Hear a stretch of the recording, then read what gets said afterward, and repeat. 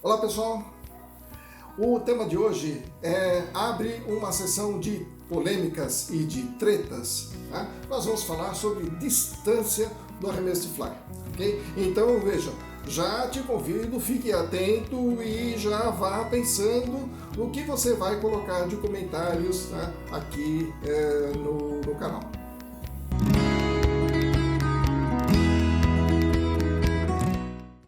Antes de mais nada, nós precisamos fazer um combinado, ok? Já que é um tema polêmico e cada um vai ter uma opinião, o nosso combinado é que o Lázaro está dando a opinião dele. Esta é a minha opinião sobre o tema. Eu entendo que esta é uma visão e todos vocês vão ter visões que compartilham da minha totalmente ou parcialmente ou são totalmente contra, né, pensam de uma outra forma. Volto a insistir, deixe nos comentários o que é que você pensa a respeito disso, ok? Mas fica ressaltado que aqui é a minha opinião. Para o tema, distância do arremesso de fly, não importa, ok? Não importa para o Lázaro nesse momento. Qual é o tipo de arremesso que você vai usar? Qual a plasticidade, não importa o movimento, se a ergonomia, nada disso, ok? Você pode usar o arremesso que você souber. Você pode usar o rollcast, double space, single space, switchcast, snakecast, false and backcast, backhand cast, curvecast, wigglecast, ridgecast, tuckcast, técnicas para mending. Use o que você quiser. Não importa. Não estou falando de técnicas de arremesso. Eu escrevi a respeito da minha definição do que seria um bom arremesso. Tá? Então, esta é a minha visão. Um bom arremesso de fly é o ato de lançar a linha na distância correta, apresentando a isca com precisão dentro do raio de ação do peixe que ele deseja fisgar. Tá? Essa é a minha definição. Existem algumas palavras destacadas em que eu quero reforçar a partir de agora. A primeira palavra destacada na frase é distância. E distância é o espaço físico que existe entre o pescador e o peixe que ele quer pescar. Essa é a distância. Se eu quero fazer um bom arremesso, eu preciso considerar isto. Onde está meu peixe e calcular a distância para fazer o arremesso nessa distância. Mas cabe aqui algumas reflexões. Vamos lá. Se eu estou pescando um tucunaré e o tucunaré está a 10 metros de mim, então eu preciso arremessar a minha isca mais ou menos uns 11 metros, se eu quero passar um pouco do tucunaré, ou um pouquinho menos de que 10 metros, se eu quero colocar bem na frente dele, se ele estiver olhando para mim.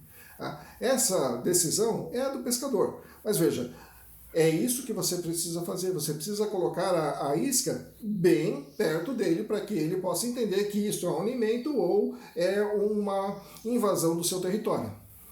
Outro exemplo.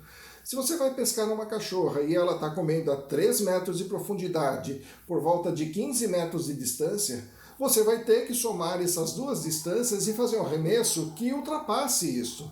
Você vai ter que arremessar mais longe, esperar que a isca afunde, para que aí sim você possa pegar aquele peixe que está comendo naquela profundidade, aquela distância do barco. Né? Então essa é a distância que você precisa arremessar. Se você vai pescar uma traíra, você está no barranco, pode ser que a traíra esteja debaixo dos seus pés. Então, assim, não faz sentido a gente querer arremessar a 10 metros de distância se a traíra está no nosso pé. O Betinho Oliveira, em um dos seus vídeos na Fish TV, ele abordou a forma correta como se deve chegar a um remanso dentro de um pequeno riacho. Okay? E ele explicou muito bem, foi muito claro quando ele explicou. Né?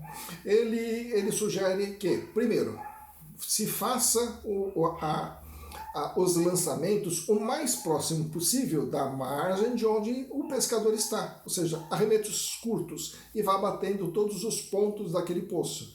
Depois você vai aumentando o arremesso até chegar na outra margem.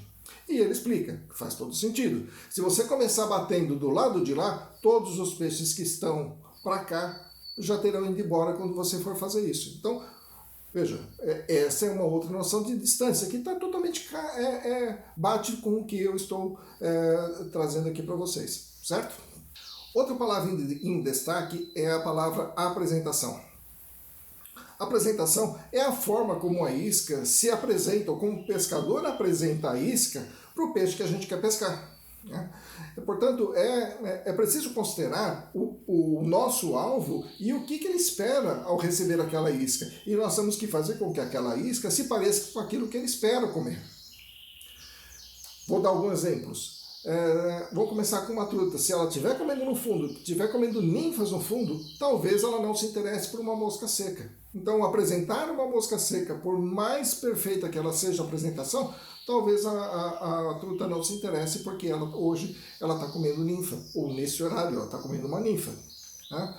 Um dourado, talvez ele não se interesse por um streamer muito magrinho, muito pequenininho, um Mickey Fin, por exemplo. Talvez ele não se interesse por um streamer desse. Então não adianta, o dourado vai pegar o quê? Se é um rio que tem matrinchã, ele vai comer matrinchã. Se é um rio que tem piau, ele vai comer piau. Se ele tem um rio de piraputanga, ele vai comer piraputanga.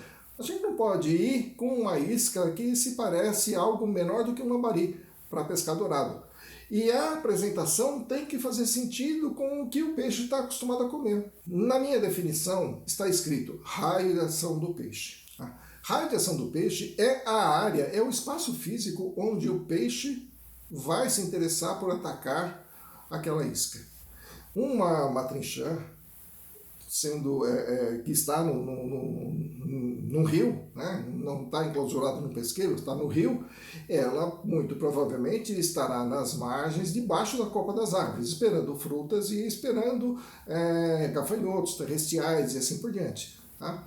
Então, o alvo de ação para pescar uma matrinchã que está em um ambiente natural, selvagem, é esse. Então, o raio de ação se torna o nosso alvo. Não adianta a gente jogar a isca fora desse raio de ação, fora desse alvo, que nós não vamos pegar o peixe. Ele não vai sair de lá.